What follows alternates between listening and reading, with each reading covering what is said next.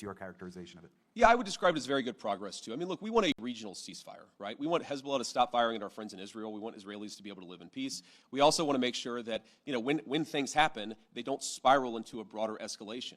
And so we've been, I think, very good at setting up what we're calling a deconfliction mechanism. But what it really is to say that when things happen, the sides are actually talking to one another. Sometimes, you've got a bit of a chicken and egg problem, that you've got a junior guy who fires a drone that didn't have approval from the high command. Okay, of course, Israel has to respond to that.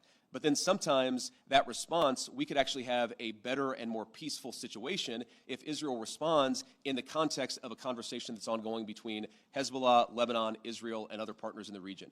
There really hasn't been a mechanism to have those discussions until basically around 4 p.m. yesterday, Bergenstock time, when we set that up. So what we're trying to do is to say, first of all, Israel and every other nation in the region has the right of self-defense, but we want to make sure that everybody has that right of self-defense in the background where we're talking about how to de-escalate these conflicts rather than spiraling out of control. Sometimes what will happen is that if the conflict spirals out of control, that's worse for everybody's self-defense and worse for everybody's security. So we've actually got the process in place to ensure that escalation doesn't happen. Now, I will say you already see the fruits of that. Over the past 24 hours, it's probably been the most peaceful that we've seen the situation in Lebanon. The previous 24 hours were pretty good. Obviously, there was some shooting about 72 hours ago. So this is a work in progress. But what we've done is actually set up the operation so that we can ensure it doesn't spiral out of control in the future.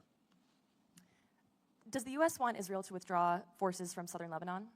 Well, we want Israel's security to be protected, and we also want Lebanon's sovereignty to be protected, and this is going to be an ongoing conversation. The Israelis have been very clear. They do not have territorial intentions on South Lebanon. The reason they feel they have to be there is because they're worried about Hezbollah fighters in South Lebanon firing into Israel. We do believe, of course it's going to require a lot of hard work, that we can get to a place where Lebanon's territorial integrity and sovereignty is protected, Israel's security is protected, and that's going to require some coordination with the Lebanese armed forces, and also it's going to require the Iranians to rein in Hezbollah. That's all the sort of things that we were talking about yesterday. And again, I think that we got much further compared to where we were just 24 hours ago.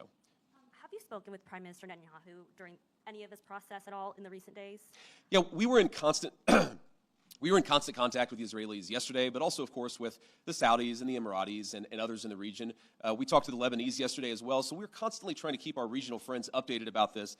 This is not a deal that the United States is imposing on the region. This is a deal that the region has desperately asked the United States to put in place. Obviously, the headlines have been very focused about what's been going on between the United States and Iran, but this region has been a basket case for a very long time. And what the president has set us to do, again, lay the foundation, see if we can get to a permanent peace. If we can't, the President of the United States still has a lot of options to accomplish America's security objectives, but he has certainly committed us to this pathway for now, and we're going to keep on working and seeing what we can accomplish. And then I want to just, before we depart here, I want to say one last thing. I've seen some misreporting about frozen or unfrozen Iranian assets. One of the other things that we wanted to do, and wasn't as high of a priority for us for obvious reasons, but we wanted to make sure that we set up a process where if we ever unfreeze Iranian assets, we can ensure that that money